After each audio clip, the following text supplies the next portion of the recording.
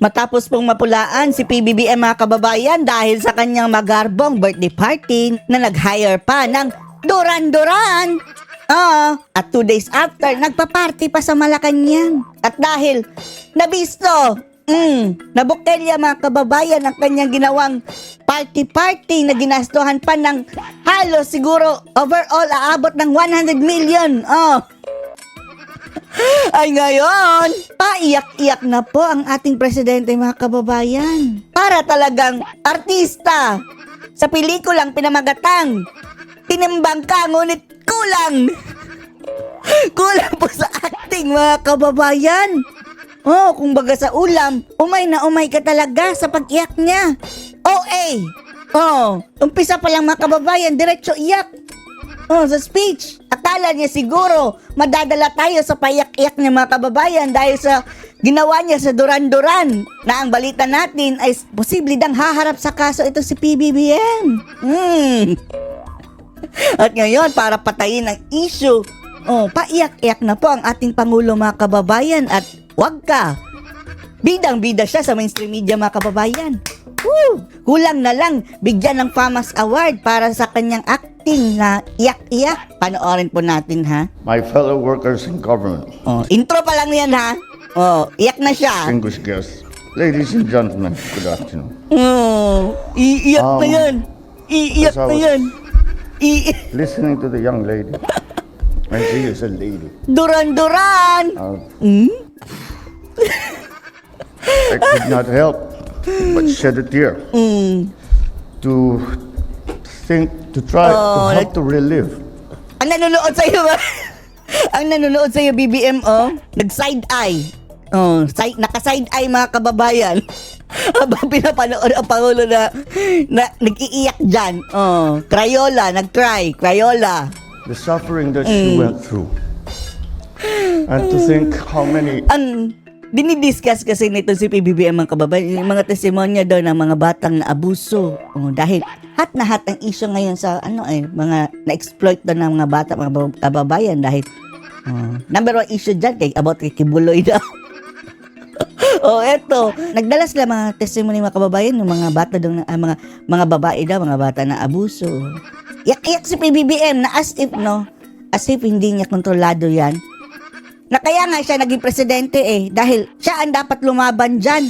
Hindi yung paiyak-iyak ka na, helpless ka na. Trabaho mo BBM, nasolusyonan yan. At unang-unang solusyon dyan mga kababayan, dyan sa mga naaabuso ng mga dyan sa mga naaabuso na kabataan, ay dahil sa droga. Unahin mo ang droga dahil halos lahat ng mga kabataang iyan na ay naaabuso dahil bangag ang mga nang aabuso sa kanila, BBM. Hindi yan madala ng iyak-iyak. Kahit pa pagdamagan kang iyak dyan, hihiga kang parang bata sa kaiiyak, hindi mo masusolusyonan yan. Kumilos ka.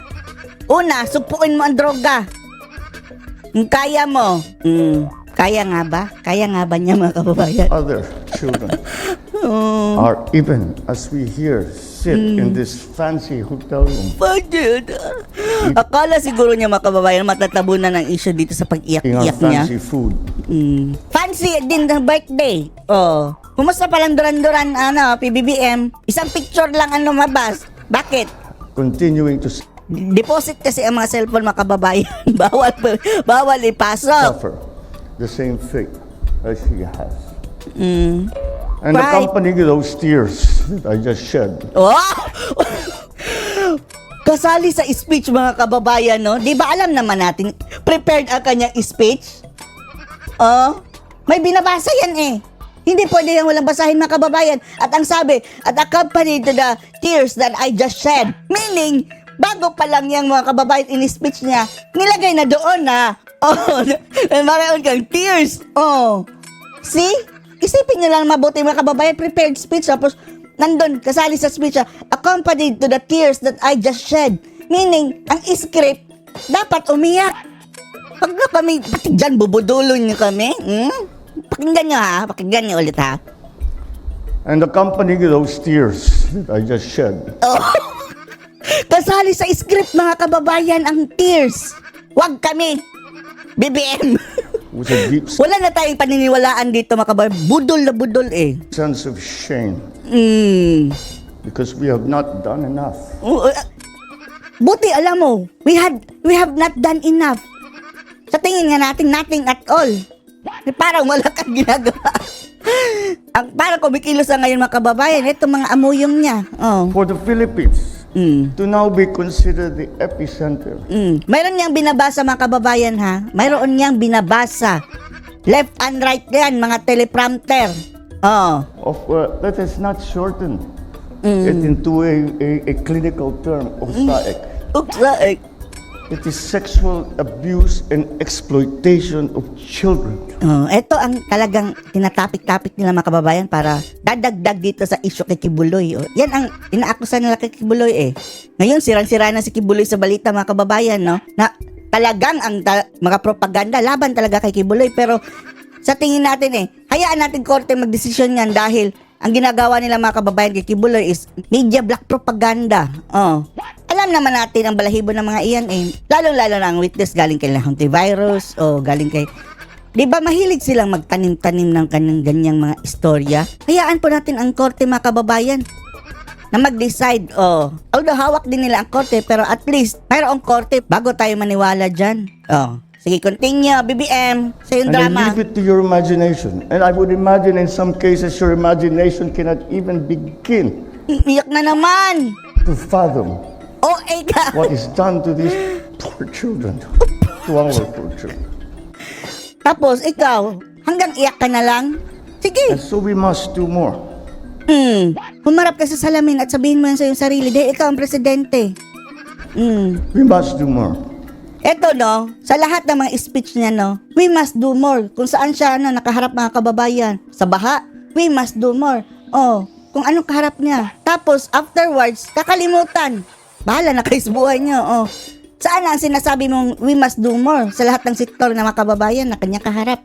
Sinasabi niya yan, we must do more. Tapos biglang papabayaan. The Filipino culture, one of the most important part of the Filipino culture Sige. is family. We are known around the world for that. We are so well known for it that we are, Diyos me. Filipinos are the number one caretakers of foreign children all around the world.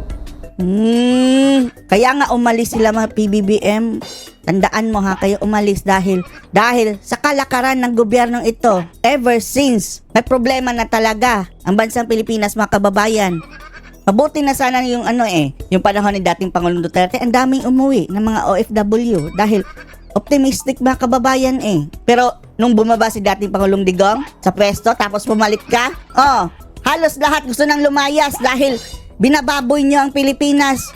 Isa ka rin sa dahilan kung bakit maraming gusto umalis sa Pilipinas, BBM. I go and travel and meet important leaders all around the world. And they say, and I'm talking Mas proud ka, BBM, kung mababawasan yung maalis ng bansa. Proud na proud siya mga kababayan. We have Filipinos all over the world na tatrabaho. Dahil din sa kapalpakan ng gobyerno, ungas. about kings and queens and presidents and prime ministers. And they say to me, I was raised by a Filipina. My second mother is a Filipina. Hindi kinahihiya niyan. Ikaw ang leader. Kung ako niyan, tatanungin ko, what's wrong with your country? Bakit nagsisialisan ang mga kababayan niyo dyan? Inutil ba ang inyong gobyerno? Waldasero ba ang gobyerno? And that's what we Filipinos are. We love our families. Kaya nga, insulto yung pinagsasabi mo sa mga OFW. Uy, BBM, mga OFW, iniwan nila ang kanilang pamilya dito. Dahil mas maganda ang buhay doon dahil konti lang ang kurakot. Kaya ayusin niyo yung pamumuno sa gobyerno. Huwag yung waldas ng waldas. Sinasayang niyo ang tax sa binabayad ng taong bayan. Tapos kung ano-anong pinaglalagyan nyo, lalong-lalo na dyan sa Kongreso. Grabe ng kurakutan. Diyos mio. Huwag na tayong manood dito mga kababayan sa budol. Budol. Iyak-iyak. OA. Tears na walang luha. Di nyo kami maloloko dyan sa iyak-iyak mo, BBM. Na, para lang matabunan niyang duran-duran. Anong masasabi niyo dito mga kababayan? Pasado ba ang pagka-cry-cry niya, Crayola, iyak to the max, drama-drama? Post your comments below.